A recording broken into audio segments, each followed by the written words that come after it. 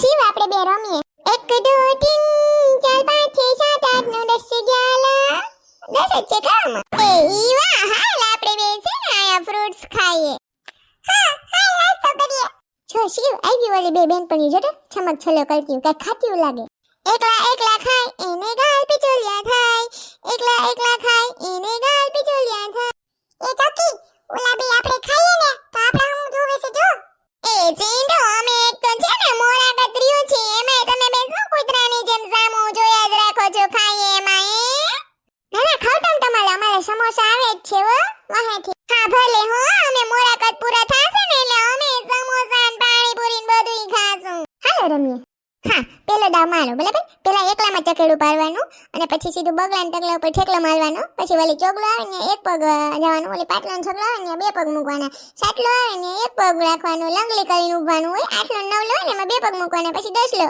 બોલતા હાજી શીખો નથી ને હજી દસલો કરે છે એ સાનો મની ચકી હે ને તું પેલા ફ્લૂટ ખાઈ લે નકર આ કાકડી હે ને એકલામાં પાડવાને બદલે તાર કપાળમાં ફેંકીને તો ફ્લૂટ બધું ઢોલાઈ જાય ને કપાળમાં મીંધું પડી જાય હાલ ઠીક છે પેલો દા ભાઈ બીજો દા મારો એ કાના દા રમણ છે તો કાના લાઈનમાં પાછળ આવતો લે ને હમુ ઉઈબમાં મોર લઈને જે હાલો પેલા ફળજિયાત એકલામાં જ પાડવાની લાઈનમાં જ કાકલી પાડવાની સીધું તો અમે પોઈતાનું જ હા કે આપણે પાંચડામાં પાડી હોય તો કાકડી એ તારું જ ના હાલે ચકી તો જો રમતી નથી ને તો એને ઉપાડી હે અમે અમારું કરીએ તું તાલું ડૂટીએ ઠુક સોપલીમ ને બેહીને ફ્લૂટ ખાન સાનું મની આમાં નામાં ગળતી જાહો કોકની ઉપાડી કરવામાં હાલો એકલામાં પઈ લેવો આ બગલું તો 5 6 7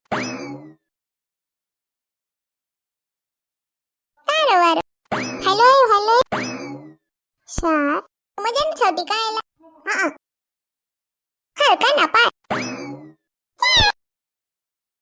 તમાર બે કરતા તો કાના ને સરસ રમતા આવડે હા આવજે ને અમાર ભેગી લંબવા ખબર ચાલી જાજી ને કાના પાસે લંબવા એને ગલે હો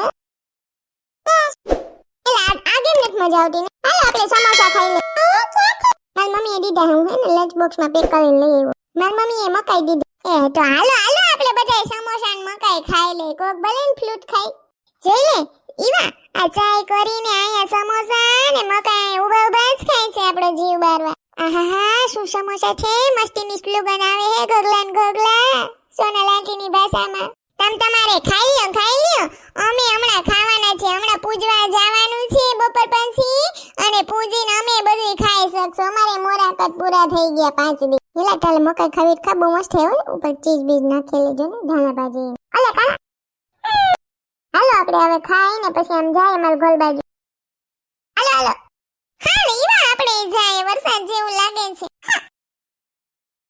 એ ઉપલાવા લાગો ને લંબુ જ બદલ લંબુ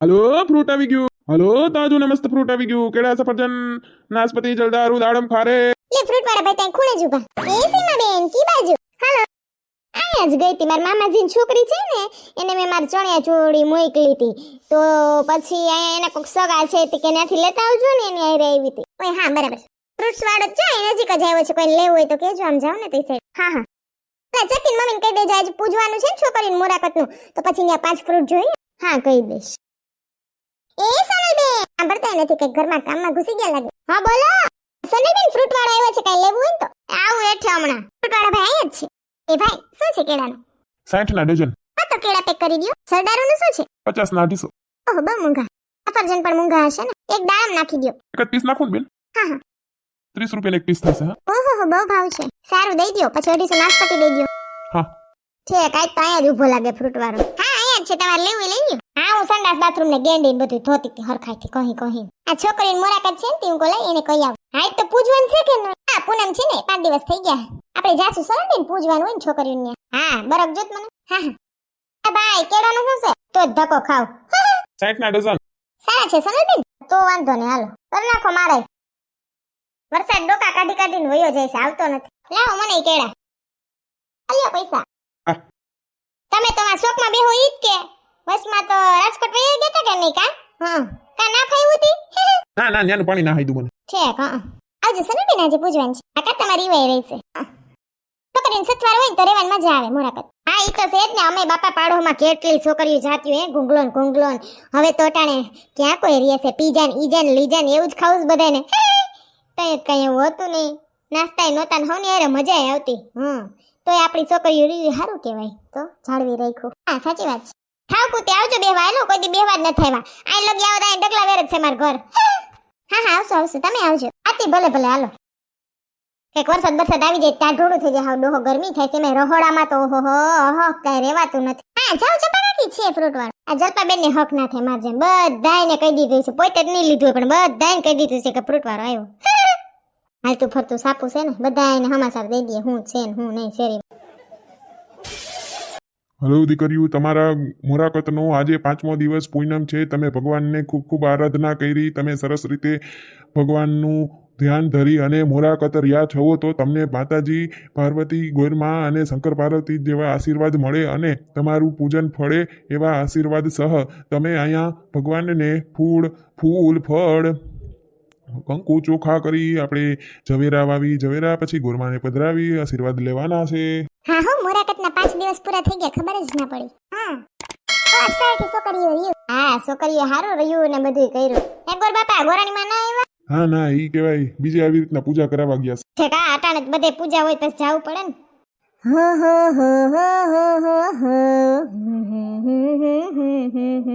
અષાઢિયો આવ્યો છે આજ, મેહુલિયો લાવ્યો છે રાજ. અષાઢિયો આવ્યો છે આજ, મેહુલિયો લાવ્યો છે રાજ. ઘોરમાનો વાર કેસરીયો ને નદીએ નાવા જાય મારી ગોરમાં. ઘોરમાનો વાર કેસરીયો ને નદીએ નાવા જાય મારી ગોરમાં. હે વાકી તે મૂકી પાઘડી રે છાયડા જો તું જાય રે ગોરમાં. ઘોરમાનો વાર કેસરીયો ને નદીએ નાવા જાય મારી ગોરમાં. હે સોના રૂપાના વાગા પેરિયા ને ફૂમકા લેરા લેર મારી ગોરમાં. ઘોરમાનો વાર કેસરીયો ને નદીએ નાવા જાય મારી ગોરમાં. વાહ સોનાબેન, મસ્ત ગીત ગાયું હો.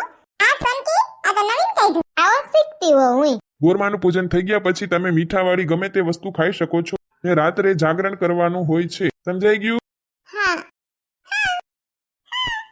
આની કોઈ વાર્તા હોય તો કરો. હા છે ને, સોનાબેન કરો ને. શંકર ને પાર્વતી બે બેઠા હોય તો શંકર ભગવાન કહે કે મારે તો કહેવાય છે ને તપ કરવા માટે જવાનું છે. તો પાર્વતીજી કે હું એકલી કેમ રહું?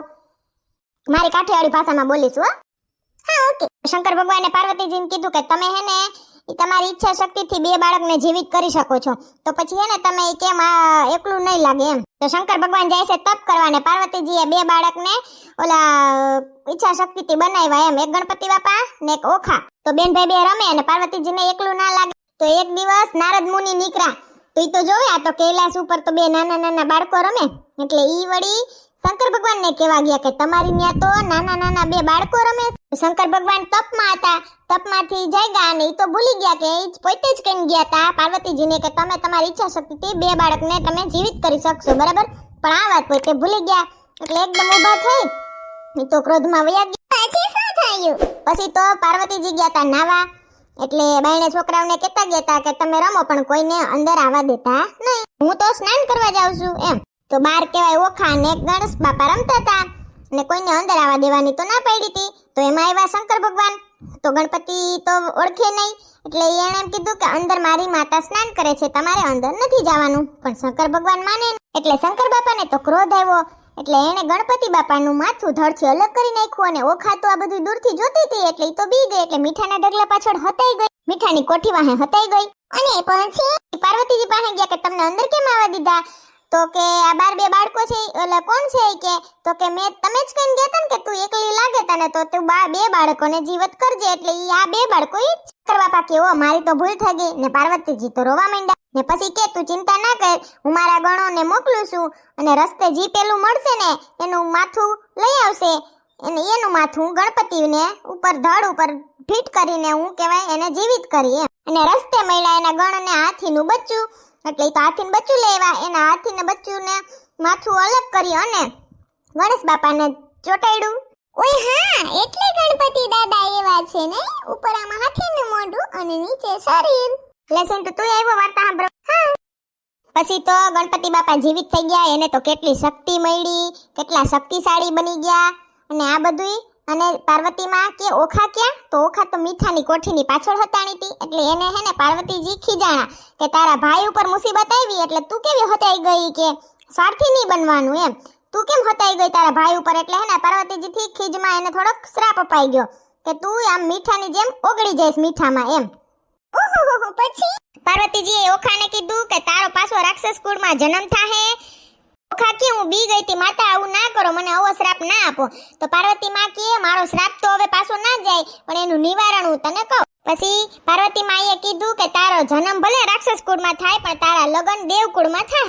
એટલે તું કુંવારી હો ત્યારે ગોરમાનું પૂજન કરજે, આવી રીતના 5 દિવસ મોરું ખાજે, મીઠા વિનાનું ખાજે, અને 5મે દિવસે પૂજા કરી પૂનમના દિવસે ને પછી તું કહેવાય આવી રીતના 5 વર્ષ કે 7 વર્ષ સુધી જો આ વ્રત કરીશ ને ગોરમાનું ગૌરી વ્રત, એટલે કે આ પાર્વતીનું ગૌરી વ્રત, ગોરમાનું આપણે જે કહીએ ઈ વ્રત કરીશ ને તો તને શું કે સારો ઘરવાળો મળશે. પછી શું થયું?